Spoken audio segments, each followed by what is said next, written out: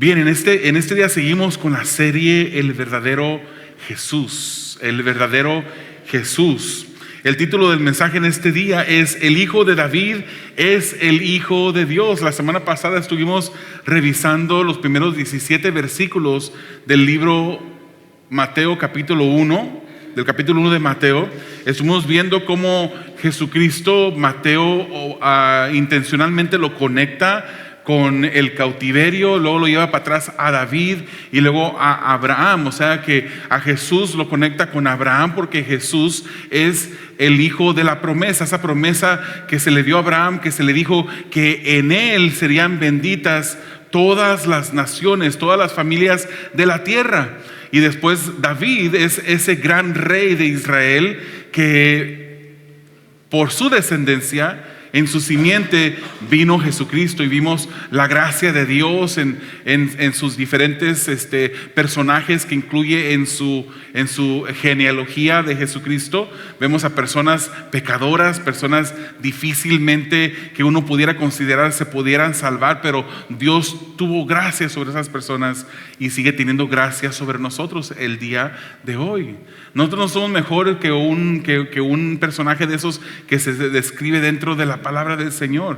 Somos capaces, hermanos, de hacer todo lo que hizo David. Incluso podemos pensar que Jesucristo nos dice que cualquiera que mire a una mujer solamente mirándola de una manera indecorosa, una inapropiada, deseándola, ya ha cometido adulterio. El Señor Jesucristo nos da a entender también por su palabra que aquella persona que ha odiado es también culpable de asesinar a su hermano o hermana. Entonces yo pregunto, ¿cuántos asesinatos llevamos cada uno de nosotros? Hemos cometido pecado delante del Señor, pero su gracia es maravillosa, su gracia es grande.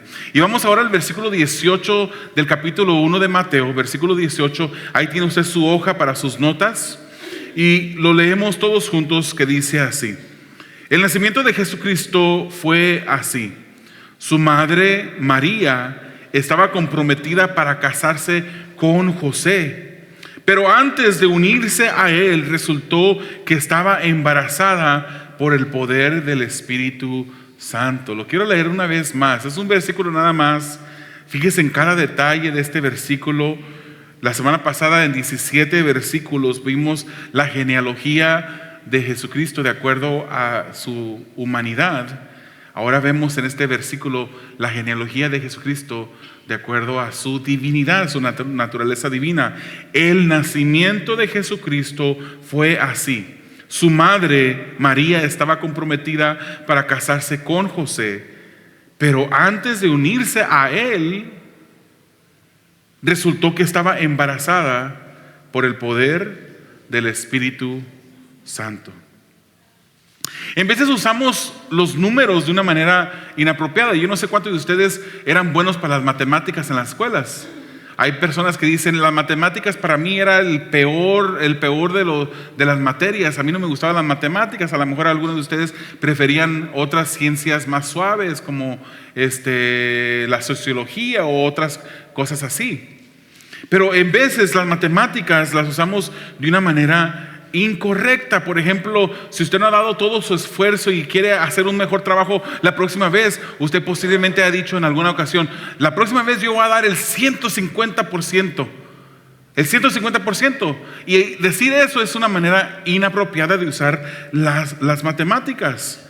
Si usted puede dar más esfuerzo del que dio, quiere decir que usted no dio el 100%, porque su esfuerzo es un recurso limitado. Cuando usted se cansa y ya no puede dar más. Usted puede esforzarse hasta el máximo y dar el 100%. Usted no puede dar 150, ni 175, ni 105, ni 120% de su esfuerzo.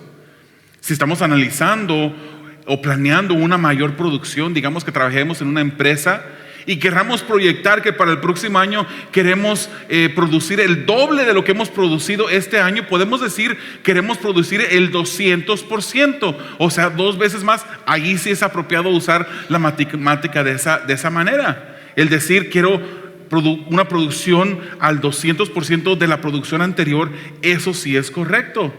pero no es correcto decir 150% de mi esfuerzo, porque si lo podemos decir así es porque no hemos dado el 100% de nuestro esfuerzo. No es una clase de matemáticas el día de hoy. Pero, ¿por qué le digo esto? Porque en la naturaleza de Jesús encontramos dos naturalezas diferentes. La teología cristiana argumenta que Jesús fue humano como también Dios en todo momento, humano y Dios.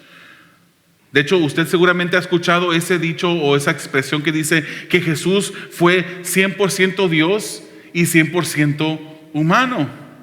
Yo prefiero decirlo de una manera diferente, porque cuando decimos 100% de uno y 100% de otro, estamos como que hablando como de dos diferentes personas, y Él fue una persona, o por lo menos así pudiera confundirse nuestra mente al pensarlo de esa manera. Es difícil de comprender porque desafía la lógica de matemáticas, que es una ciencia dura, como la física y la química.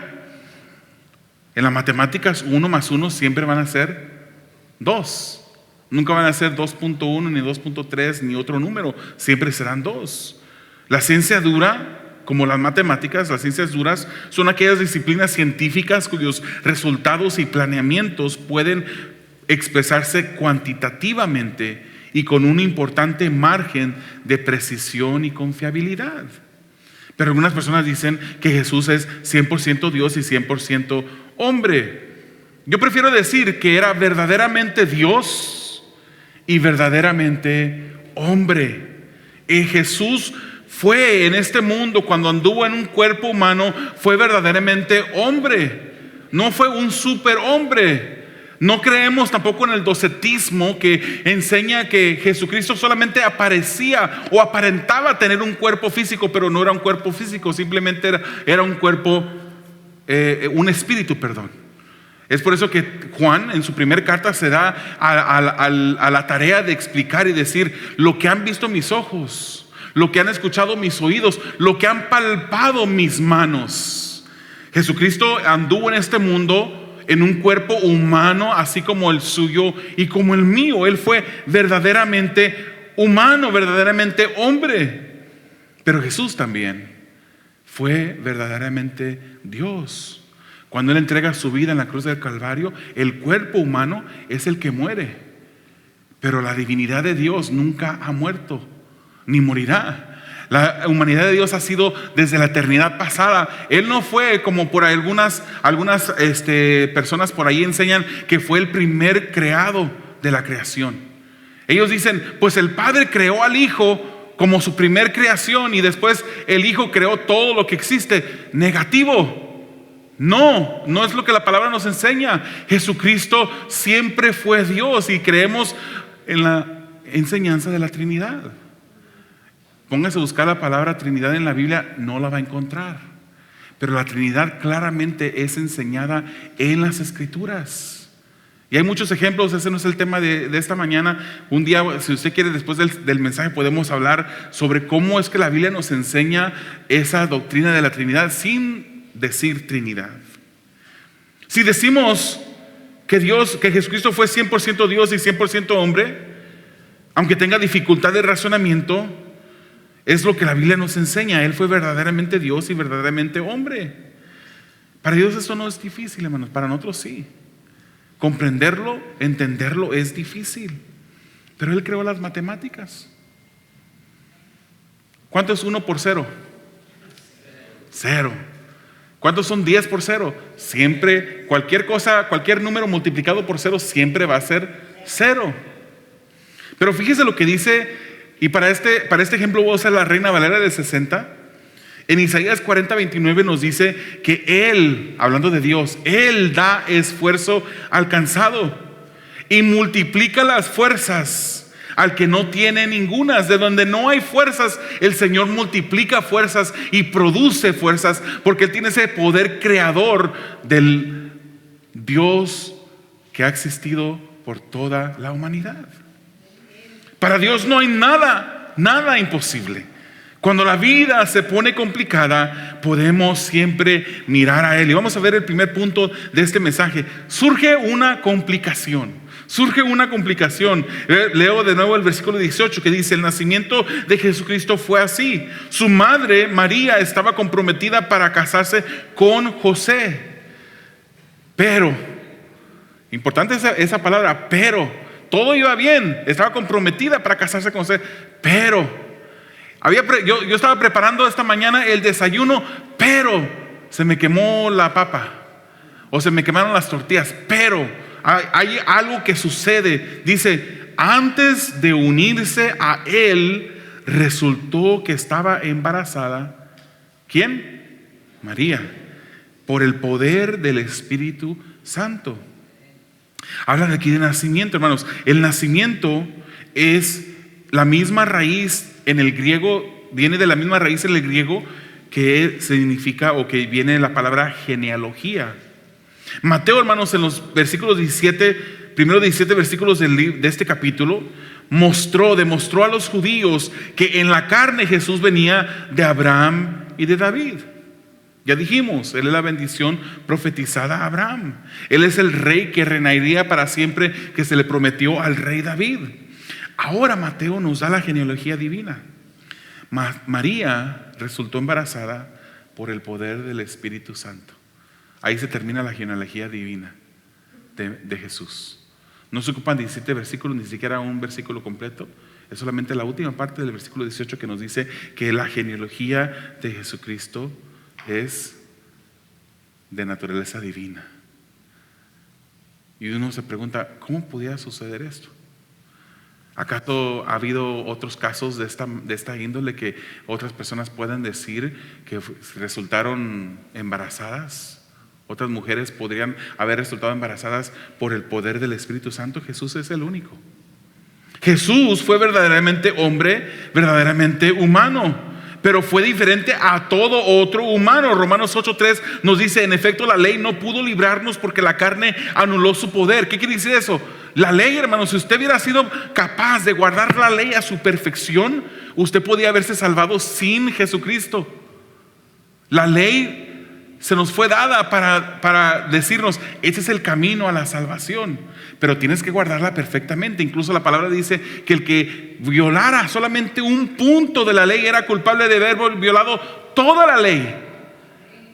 Entonces, por medio de guardar la ley no pudimos, dice porque la carne anuló su poder. O sea, por la carne no pudimos guardar esos mandamientos, esta ley perfectamente. Por eso Dios envió a su propio Hijo en una condición semejante a la de los pecadores, para que se ofreciera en sacrificio por el pecado. Así condenó Dios al pecado en la carne. Así lo pudo condenar Dios. Otra versión dice que enviando a su propio Hijo en semejanza de carne de pecado, dice la Reina Valera. Semejanza de carne de pecado. ¿Qué quiere decir esto? Jesucristo fue enviado en semejanza de carne de pecado. ¿Será que Él pecó? ¿Será que Él cometió algún pecado? Como dicen algunas aberraciones allí, que Él era hombre de María Magdalena. Hay un libro ahí que ni lo voy a mencionar para no darle promoción, porque esto va a salir después de las líneas. Pero que dice que Jesucristo tenía una mujer. No, Jesucristo no pecó, y no porque casarse, tener una mujer es pecado, no. Pero Él verdaderamente se mantuvo sin pecado, en semejanza de carne de pecado, pero sin pecado. Semejanza porque Cristo no pecó, tomó la carne como la nuestra. Era una carne igual a la nuestra, una carne verdadera. Fue genuinamente humano, pero solo fue semejante, no idéntica, porque su carne o naturaleza humana no cayó. De hecho, hermanos, no sé si usted se ha puesto a pensar, ¿por qué es que Jesucristo tuvo que haber sido engendrado? ¿Por qué es que María tuvo que haber concebido por el poder del Espíritu Santo? Todos nosotros que hemos nacido, hemos recibido la naturaleza pecaminosa de nuestro Padre. Así lo enseña el libro de Romanos. Tenemos una naturaleza pecaminosa, pero Dios usó a una virgen, una señal de pureza, sin necesidad de ninguna semilla de hombre, para que el Espíritu Santo para que ella pudiera concebir por medio del Espíritu Santo. Jesucristo no recibió la naturaleza humana de un padre pecaminoso. José, el que la crió, fue su padre padrastro, fue aquel que legalmente se consideró su padre, que cuidó de él, que lo crió, pero ella concibió por el Espíritu Santo. Su madre era virgen cuando concibió. ¿Cuántos dudan de eso?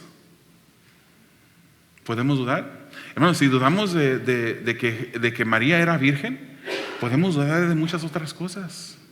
Si consideramos que Dios no fue poderoso, el Espíritu Santo no era poderoso suficientemente para poder hacer que María concibiera, podemos también dudar de muchas otras cosas. De la creación de Dios pudiéramos dudar. Pudiéramos dudar, hermanos, de muchas cosas al dudar del nacimiento virginal. Podemos dudar incluso de la divinidad de Jesús. Y no podemos dudar de la divinidad de Jesús. Hermanos, hay cosas esenciales de la Escritura que para que tú seas mi hermano, tenemos que creer en esas cosas esenciales. Que si tú crees que la mujer no se puede pintar, bueno, yo no tengo esa posición. No, yo no creo eso por la palabra. La palabra me dice a mí que la mujer debe de guardar, y el hombre también, ¿verdad? Porque siempre le tiramos a las mujeres, pero el hombre también debemos de guardar, de vestirnos con modestia. Es lo que la palabra nos dice. Si tú dices que la mujer no se puede pintar, ni el cabello, no se puede pintar su rostro, bueno, no sé dónde lo está sacando, pero eso no es algo esencial. Si tú crees que Jesús fue Dios, que Él murió una muerte sustitutoria, que Él murió en mi lugar, murió por los pecados, que a través de la fe podemos llegar a la salvación. Esas cosas son esenciales. Y todavía te puedo llamar hermano, aunque creas en otras cosas secundarias, creas algo que muy diferente, que de hecho yo diría ni siquiera están en la Biblia. Si tú crees en esas cosas esenciales. Pero el que Dios haya sido Dios, el que Jesús haya sido Dios, el que Jesús haya nacido de una virgen, por obra del Espíritu Santo, eso es lo que la palabra nos enseña. Eso puede escapar la lógica de nuestro pensamiento, pero Dios puede. ¿Lo creen? Dios puede. Creó el universo entero, hermanos. No hay imposible para Él. Bueno, esa jovencita, volviéndonos ya al ámbito humano, esa jovencita era una virgen. Y surge una complicación en la historia. Para poder entender bien la complicación que esta mujer, esta virgen está pasando, tenemos que entender la cultura del tiempo. En el tiempo que estamos leyendo, en la cultura hebrea, los padres comprometían a sus hijos en matrimonio. De repente yo miro a un joven y yo digo, pues tengo una hija que ya está lista ya para matrimonio. Bueno, si viviera en aquel entonces, yo no hago eso. Y digo, bueno, vamos a hablar con los padres para comprometer a los dos muchachos que se casen. Y a lo mejor no estoy enseñando que así debería ser, pero a lo mejor sí debería ser así. Fíjese que hubieran a lo mejor menos divorcios y menos situaciones de ese tipo. Pero en ese tiempo los padres de ambos comprometían a los muchachos a el matrimonio. El matrimonio judío era hecho de dos etapas. La primera etapa era el tiempo de compromiso. Era un tiempo de compromiso. Y la segunda etapa venía la ceremonia en la segunda etapa. Pero hermanos, es importante entender que a partir del compromiso, aun cuando el matrimonio no había sido consumado, ¿entendemos lo que quiere decir eso? Aún no había intimidad, no había relaciones sexuales. Aún antes de eso, desde el momento del compromiso, ya era considerado un matrimonio legal. Entonces, cuando los padres de María y los padres de José hablaron y comprometieron a los jóvenes, desde ese momento, cuando se hizo ese pacto, ya eran considerados como un matrimonio. Aún no se conocían los unos a otros. María con José aún no habían tenido esa intimidad, pero ya era un matrimonio legal. Y el matrimonio en la etapa del compromiso a veces duraba hasta un año. Y ese año de compromiso a veces se usaba como para demostrar la pureza, la fidelidad, el compromiso que se tenían el uno al otro. Esencialmente ya estaba casada María. Todavía no conocía, no había estado con su esposo, ya esposo. Ya estaba comprometida, legalmente casada. Aún no se había consumado el matrimonio, pero dice la palabra del Señor que antes de unirse a Él resultó embarazada. ¿Qué hubiésemos pensado nosotros como padres de María? Esta muchacha ya en buen mexicano metió la pata. Ya se fue y no se pudo resistir, no pudo guardar su pureza. ¿Qué dirá la gente? Imagínense qué diríamos nosotros si fuéramos los vecinos de María. ¿Escuchaste? Salió embarazada. Y todavía ni siquiera se ha llegado a la etapa de se imagina, ¿verdad, hermana? Hablando ahí con los vecinos sobre María. Resultó embarazada. Resulta una complicación seria. Era natural, hermanos, que José en este momento, cuando se da cuenta que María estaba embarazada, era natural que él pensara: esta mujer me falló, no cumplió el compromiso. Él sabía que él no había sido. Eso tenía él seguro. Y esta María sale embarazada. Para José, él podía haber reclamado ciertas cosas. Era natural que María se enfrentara a un escrutinio de la gente. José tenía como hombre derecho, bueno y de bien, él tenía el deber, hermanos, de incluso dejar a María.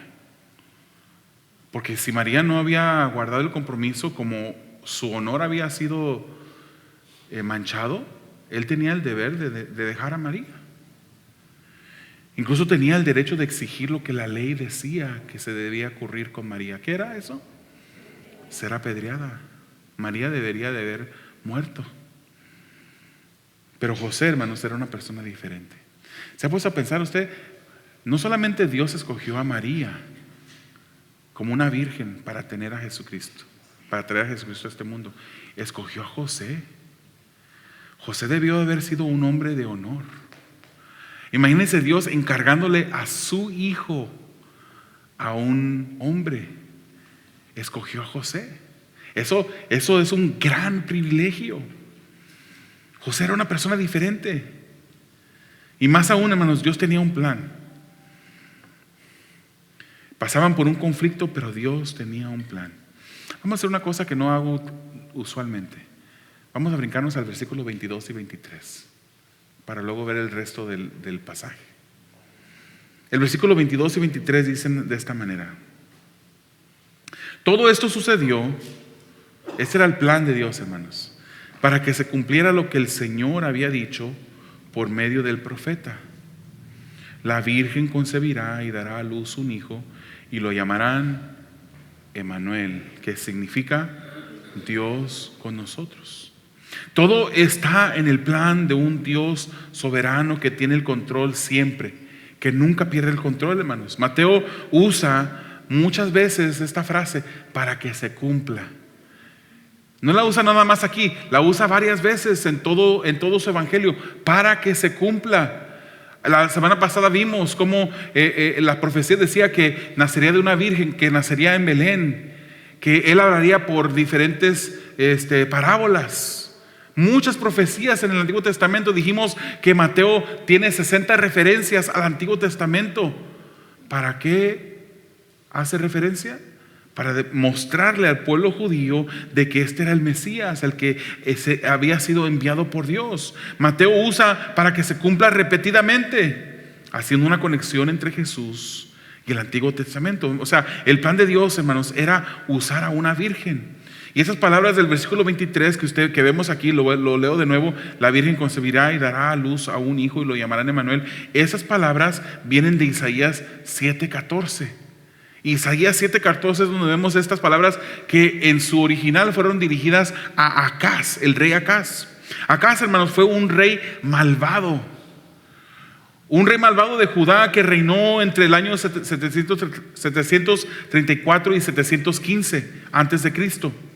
Pero fue un antecedente de Jesús. Cuando si Acaz hubiese muerto, la línea de donde vendría el Cristo sería interrumpida. Perdón. Acaz indujo a Israel a la idolatría. Así era de malo este rey. Sacrificó a su propio hijo al dios Moloch. Era un hombre malo. Y cuando los enemigos de Acaz, el rey de Siria y el rey de Israel, era para el tiempo cuando ya se había dividido el reino, estaba el reino del sur, que era Judá, y Israel el norte, decidieron eliminar a Acaz. Y a pesar de ser malvado, recibe la profecía del profeta Isaías, que dice: por tanto el Señor mismo les dará esta señal: una virgen concebirá y dará a luz un hijo, y le pondrá por nombre Emanuel. En el conflicto que estamos viendo en este momento, y a pesar de ser un rey malvado, Dios promete a Acaz que nadie destruiría al pueblo de Dios, que nadie podía destruir el linaje de David. Dios tenía un plan y los planes de Dios Él los cumple. Dios es fiel a sus promesas, hermanos. Si en esta mañana has venido sin saber por qué viniste, simplemente viniste para ser recordado que Dios cumple sus promesas, que Dios es fiel, que Dios está sentado en el trono, que su reino domina sobre todo, que Dios no se cae del trono, no se queda dormido, nunca se ha caído ni se va a caer del trono, siempre reina. Toda preocupación que tú tienes la puedes dejar a su cuidado.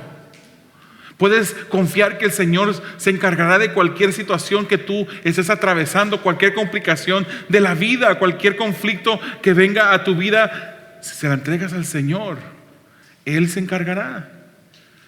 ¿Y por qué lo hace? ¿Por qué lo hace Él, hermanos? Él nos ama, hermanos. ¿Verdad que Él nos ama?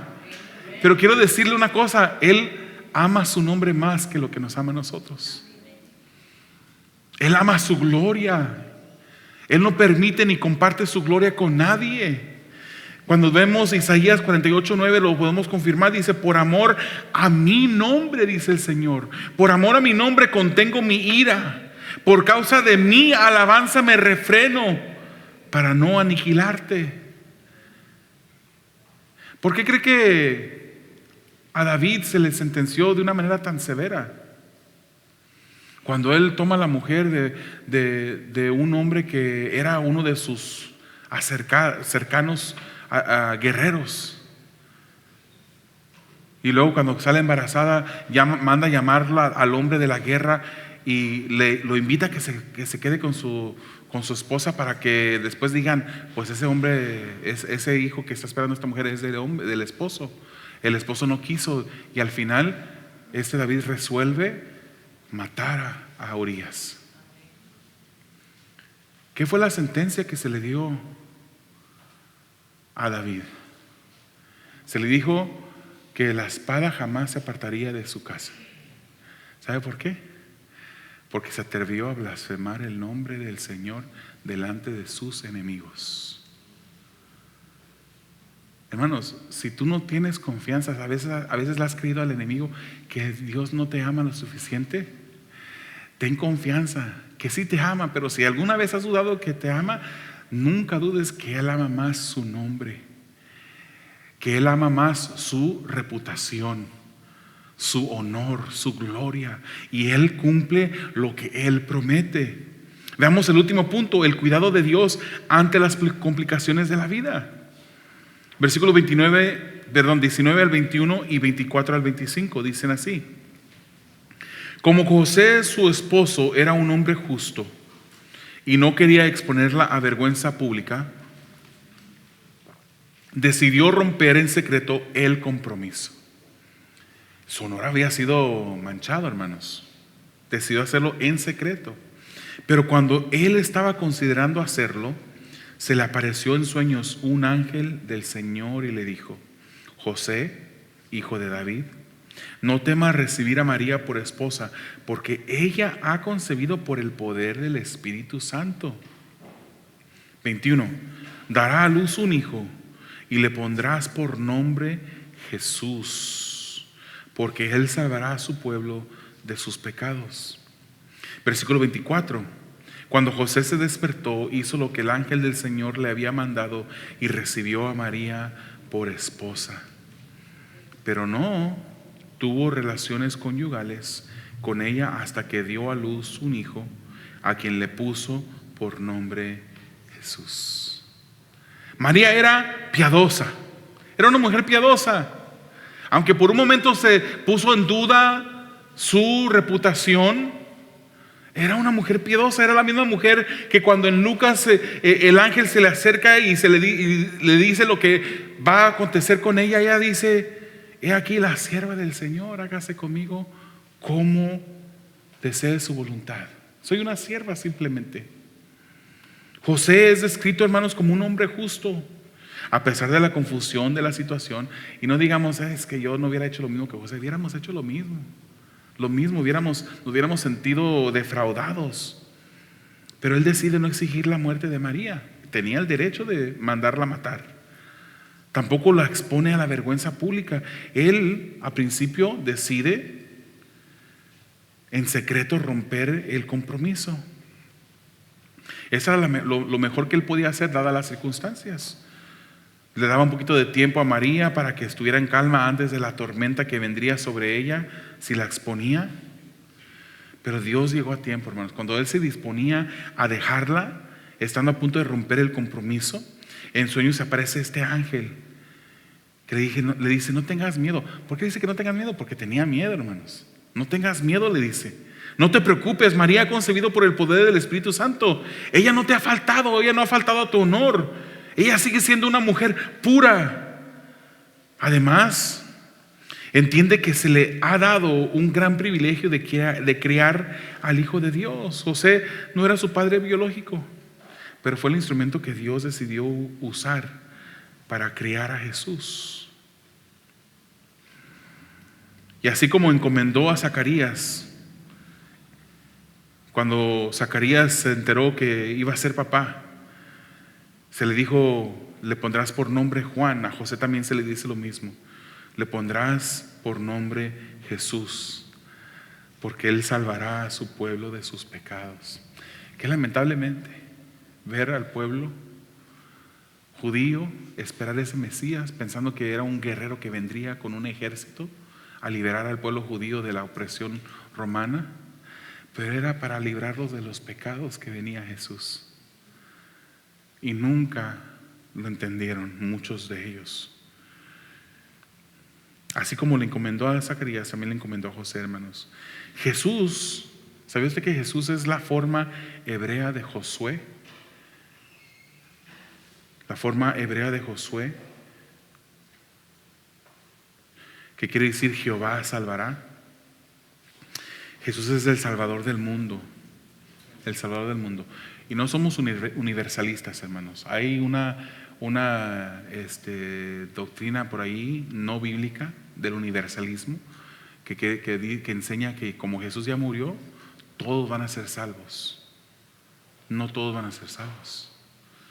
Hay muchos que rechazarán a Jesucristo, que ya lo han rechazado y han muerto en sus pecados. Uno es salvo por fe. El que venga a Jesucristo en fe puede ser salvo, pero ese es el requisito. Salmo 130 dice: así tú, Israel, espera al Señor, porque en Él hay amor inagotable, en Él hay plena redención. Él mismo redimirá a Israel de todos sus pecados. Tito 2:14 dice: Él se entregó por nosotros para rescatarnos de toda maldad y purificar para sí un pueblo elegido dedicado a hacer el bien.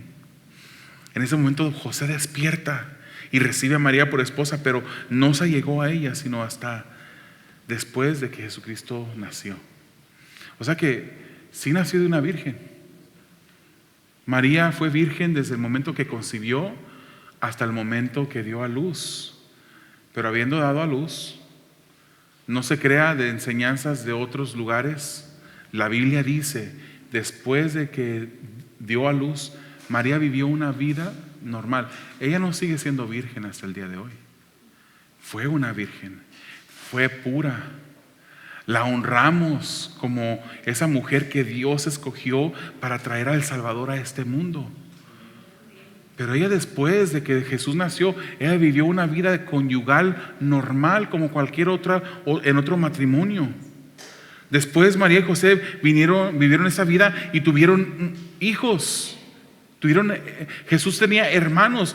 Si no, lea Mateo 12:46. Habla de los hermanos. Y por ahí he escuchado algunas personas que dicen, no, es que estos eran hermanos, así como yo te puedo llamar a ti, eres mi hermano. No, estos eran hermanos de sangre. No eran hermanos espirituales, que es como algunas sectas, algunas doctrinas por allá no bíblicas enseñan. Es que eran hermanos espiritualmente. Pero si eran hermanos espiritualmente, porque dice la palabra también que sus mismos hermanos no creían en Él. No creían en Él. Mateo 12:46 nos muestra los nombres de Jesús. Mateo 13:55 al 56, Marcos 6:3 nos dicen que sus hermanos fueron Jacobo, José, Simón y Judas. Después de haber nacido Jesús, María vivió una vida conyugal común y corriente. Jesús en esta tierra fue verdaderamente hombre y verdaderamente Dios, hermanos. Y nos preparamos para celebrar ese nacimiento que vino a este mundo para salvar no solamente a los judíos de sus pecados, salvarnos a todos los hispanos también. Los de Guatemala, El Salvador, Honduras, Nicaragua, Panamá. ¿Algún país representado aquí que no mencioné? Perú. Llegó hasta Sudamérica, en México. Argentina también. Él vino a salvar a familias de toda raza, de todo el mundo. Si no hubiese nacido el Señor Jesucristo en esta tierra, usted seguiría perdido. Yo seguiría muerto en mis pecados y delitos. Pero porque nació Jesús podemos celebrar. Es por eso, hermanos, no se concentre tanto en esta Navidad que viene, en llenarle a sus nietos, a sus hijos de tantos regalos. No iba a decir mal acostumbrado. Hemos pervertido a nuestros hijos. Lo hemos mal criado dándoles tantos regalos, hermano. Y han perdido ellos el enfoque de para qué es la Navidad. Ya tenemos el regalo más grande. No ocupamos ni un solo regalo más debajo del árbol. Tenemos el regalo de Jesucristo en nuestras vidas. Amén.